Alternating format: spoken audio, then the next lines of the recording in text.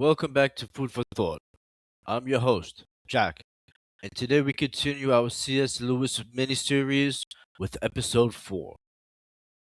The title of this episode is Pride is the Root of All Other Sins. That's not religious exaggeration.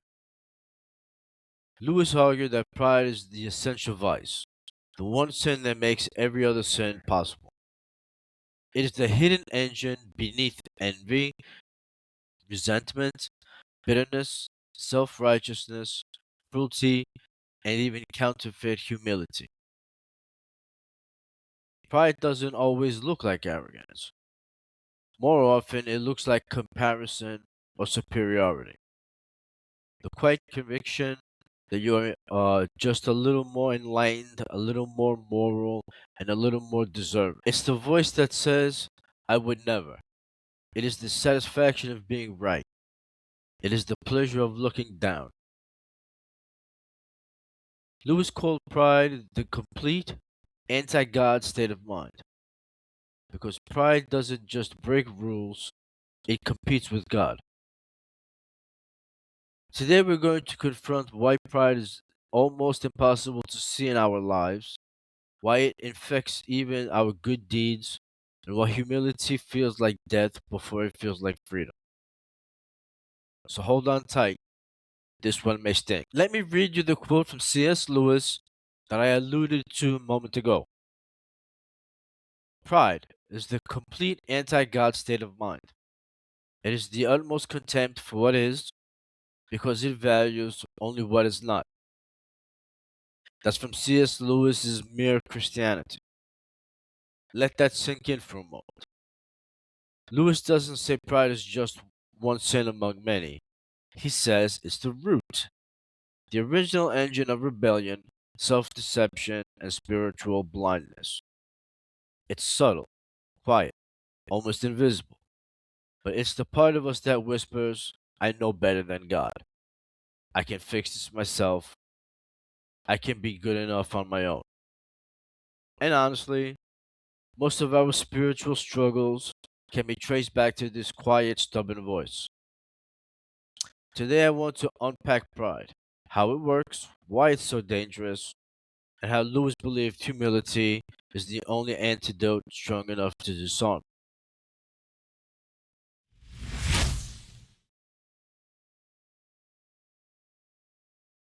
Part 1. I call the invisible enemy. Pride is the sneakiest sin because it doesn't look like sin. It feels like confidence, self respect, assertiveness, healthy ambition. Lewis understood this. It's why he calls pride the anti God state of mind. Pride doesn't need to overtly defy God, it simply refuses his authority by elevating the self above reality. So, for example, believing you know what's best for yourself spiritually, morally, and emotionally, justifying your choices while ignoring God's guidance, and being more concerned with appearances than substance.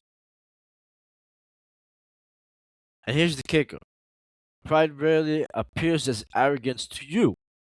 It almost looks like righteousness, reasonableness, or personal integrity.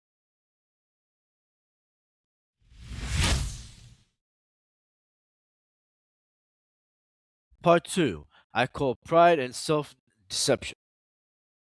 Now let's connect this back to episode 3. Self deception is pride in disguise. When you fool yourself, you're saying, I am clever enough to know the truth, but I will choose comfort instead. When you rationalize a sin, you're saying, I can define right and wrong myself. Pride is what allows self deception to survive. It protects the self from exposure, it shields the ego from humility. Lewis goes even further. He says pride is the source of every other sin because it corrupts our relationship with reality itself. Think about it. Envy comes from pride, saying, I deserve what they have. Greed comes from pride, saying, I need more because I am more important. Anger comes from pride, saying, I will not be insulted or diminished. Pride is not an isolated problem. It's the engine that powers every other spiritual malfunction.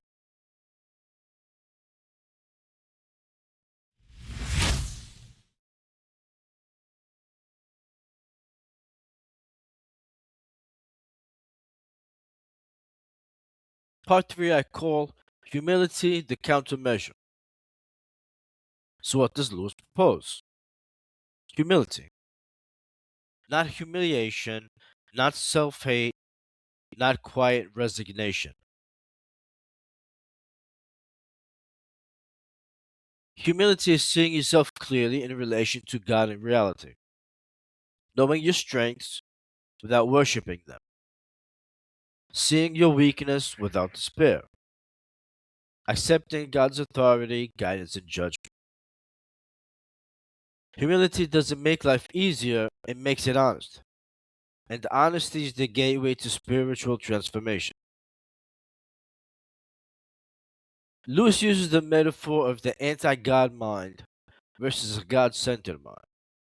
Pride keeps you trapped in a self centered orbit, while humility aligns you with the true axis of life, God.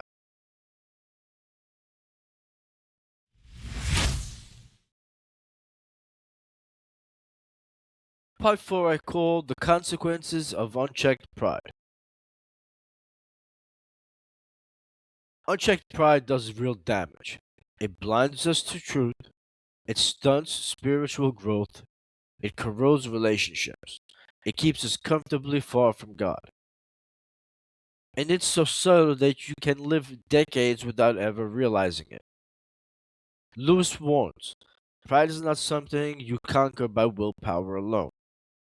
It is revealed slowly, painfully, often through crisis and suffering, much like God demolishing the house in episode 2.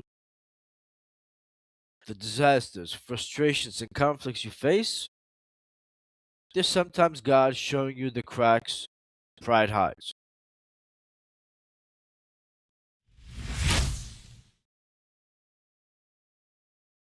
Part 5 I call practical humility. Here is where the theory becomes action. Notice your reactions. When do you feel slighted, superior, or above correction? Sit with discomfort. When you feel the urge to defend, sit with discomfort. When you feel the urge to defend, justify, or rationalize, pause. Check motives. Are you acting for God or for your own image, comfort, or ego? Seek honest feedback. Ask someone who will tell you the truth, not what comforts you. Lewis's vision of humility isn't weak, it's dangerous to the ego, but liberating to the soul.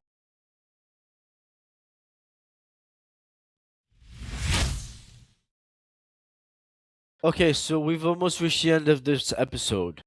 Here now is my closing reflection. Pride is quiet, invisible, and powerful. It fuels self deception, justifies sin, and blinds us to the reality of God's love.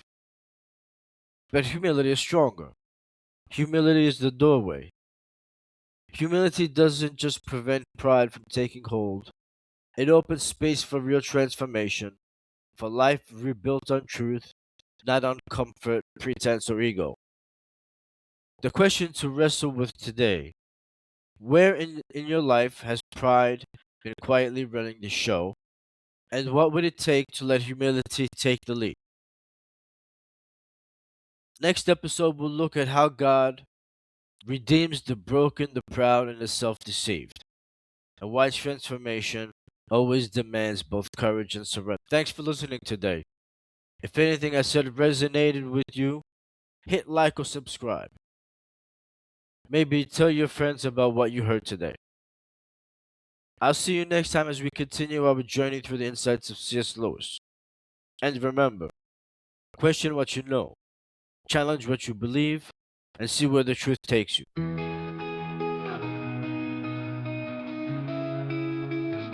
Every question is a doorway, every answer is a light. We're all searching for a meaning through the long and restless night. Question what you know, challenge what you believe, and see where the truth takes you.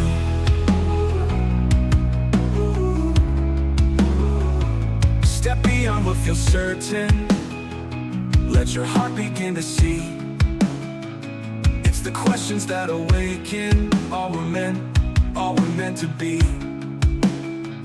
Question what you know, challenge what you believe, and see where the truth takes you.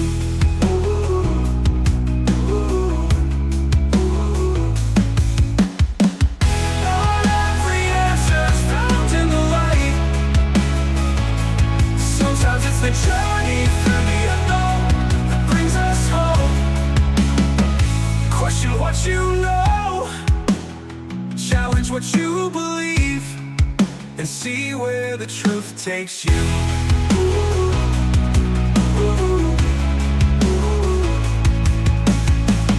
Not every answer is found in the light. Sometimes it's the journey through the unknown that brings us home. Question what you know, challenge what you believe, and see where the truth takes you.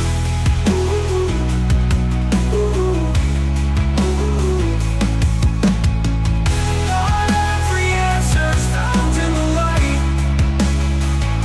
Sometimes it's the journey through the unknown that brings us home. Question what you know, challenge what you believe, and see where the truth takes you.